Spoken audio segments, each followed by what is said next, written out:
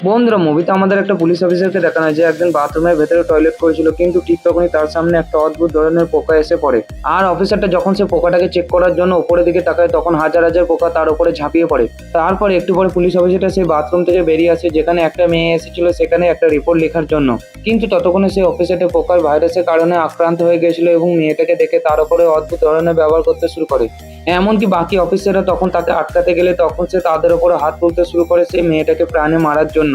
কিন্তু সে মেয়েটা কোনো মতে নিজের প্রাণ বাঁচিয়ে সেই পুলিশ স্টেশন থেকে বেরিয়ে সেখান থেকে পালিয়ে যায়। তারপর মেয়েটা রাস্তার মাঝখানে একটা গাড়িকে দেখতে পায়, যার মালিকটা বাইরে দাঁড়িয়ে দাঁড়িয়ে ফোন করছিল। তাই সে মেয়েটা তাড়াতাড়ি করে সে গাড়ির ভেতরে উঠে পড়ে।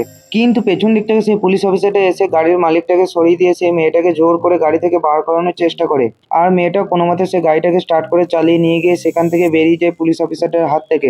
তখন মেয়েটা ভাবতে থাকে, যাই হোক, আজকের দিনটা সে কোনো মতে নিজের প্রাণটাকে বাঁচাতে পেরেছে।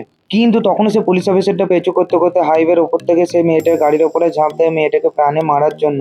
বন্ধুরা, ভিডিও ভালো লাগলে ভিডিওটাকে লাইক করে চ্যানেলটাকে সাবস্ক্রাইব করুন এবং ভিডিওর পার্ট 2 দেখার জন্য কমেন্ট বক্সের মধ্যে পার্ট 2 লিখে দিন। ধন্যবাদ।